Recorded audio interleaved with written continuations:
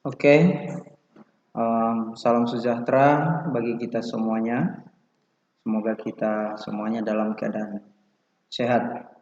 Baiklah, kita akan memulai pelajaran kita pada hari ini, yaitu mata pelajaran IPA kelas 7, khususnya itu materi fisika, yang judulnya objek IPA dan pengamatannya. A. Penyelidikan IPA. Penyelidikan IPA terdiri atas 3 langkah. Yang pertama adalah pengamatan.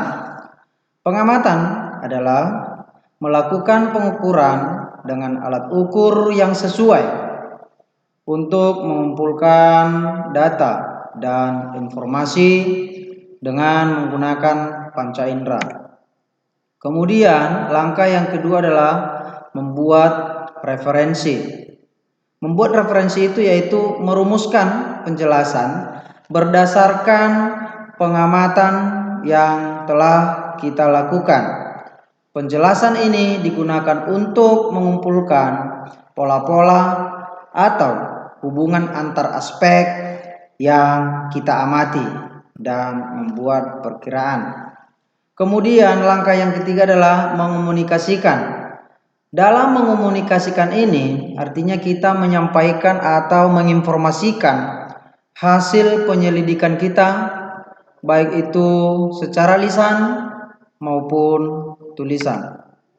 Oke, pada saat penyelidikan tentang alam telah menghasilkan pengetahuan-pengetahuan yang dapat digolongkan menjadi 4, yaitu yang pertama adalah fisika. Fisika itu mempelajari tentang aspek mendasar alam, misalnya materi, energi, gaya, panas, cahaya, dan berbagai gejala alam fisik lainnya. Kemudian yang kedua adalah kimia, yang meliputi penyelidikan tentang penyusun dan perubahan zat. Kemudian yang ketiga adalah biologi, yaitu yang mempelajari tentang sistem kehidupan manusia, mulai dari ukuran reknik sampai dengan lingkungan yang sangat luas. Kemudian pengetahuan yang terakhir adalah ilmu bumi dan antariksa, yaitu yang mempelajari asal mula bumi, baik itu perkembangan bumi dan keadaan bumi saat ini. Kemudian bintang-bintang, planet-planet, dan berbagai benda langit lainnya. Kemudian kita masuk ke pengukuran. Apa itu pengukuran? Pengukuran adalah kegiatan membandingkan suatu besaran yang diukur dengan besaran sejenis yang dipakai sebagai satuan. Apa itu besaran? Segala sesuatu yang dapat diukur disebut dengan besaran. Jadi besaran itu adalah segala sesuatu yang dapat kita ukur. Contoh, kita melakukan pengukuran, kita mengukur panjang sebuah meja, ya. Kita mengukur panjang sebuah meja yaitu dengan jengkal, ya. Jadi nanti satuannya itu berbeda. Apakah kita menggunakan jengkal kita sendiri ataupun pakai jengkal orang lain. Itulah yang disebut dengan besaran.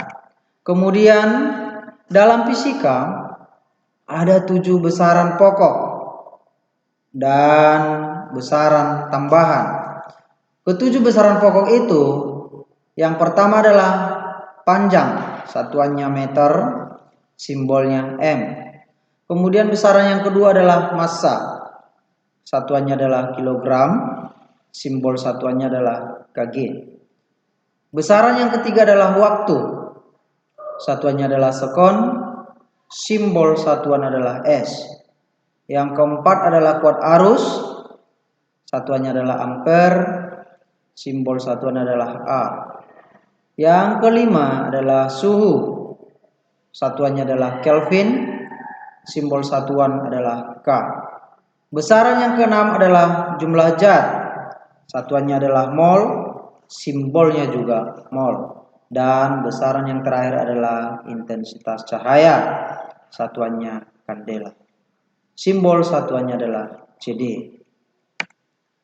Dari pemaparan yang tadi yang sudah saya sampaikan, jadi dapat kita ambil kesimpulan bahwa besaran adalah sesuatu yang dapat diukur ataupun dihitung dan dinyatakan dengan angka dan satuan. Apa itu satuan? Satuan adalah ukuran dari suatu besaran. Apa itu besaran pokok? Yang tadi saya sebutkan 7 besaran pokok. Besaran pokok adalah besaran yang satuannya didefinisikan tersendiri. Dan besaran turunan adalah besaran yang satuannya diturunkan dari besaran pokok. Oke. Adapun pengukuran yaitu membandingkan suatu besaran dengan satuan. Dalam pengukuran, syarat yang harus dipenuhi agar mendapatkan satuan yang baik dan tepat adalah 1. Satuan tersebut tetap dan tidak mengalami perubahan walaupun dipengaruhi oleh apapun. Kemudian, syarat yang kedua adalah satuan tersebut bersifat internasional sehingga mudah digunakan di mana-mana. Artinya bersifat internasional ya. Satu tadi besaran panjang, satuannya meter, itu satuan internasionalnya. Kemudian syarat yang ketiga adalah satuan tersebut mudah dicontoh oleh setiap orang. Mudah dicontoh oleh setiap orang. Kemudian contoh besaran turunan. Tadi besaran turunan adalah besaran yang diturunkan dari besaran pokok. Jadi contohnya adalah luas. Luas itu satuan dari besaran pokok asalnya. Yaitu apa itu asalnya dari besaran pokok? Yaitu panjang dikali lebar. Lebar itu adalah dalam besaran pokok termasuk juga panjang, ya. Artinya panjang kali panjang juga boleh, ya. Makanya panjang kali lebar itu adalah luas karena diturunkan dari besaran pokok. Besaran pokok mana? Yaitu panjang. Begitu juga dengan volume. Volume itu panjang kali lebar kali tinggi. Kalau dia di dalam besaran pokok yaitu panjang kali panjang kali panjang. Yang terakhir adalah kecepatan. Contoh besaran turunan yaitu kecepatan. Kecepatan itu adalah jarak dibagi waktu. Yang artinya panjang dibagi waktu. Oke, sekian penjelasan dari saya. Semoga anak-anak kami bisa memahami apa yang sudah saya jelaskan. Terima kasih.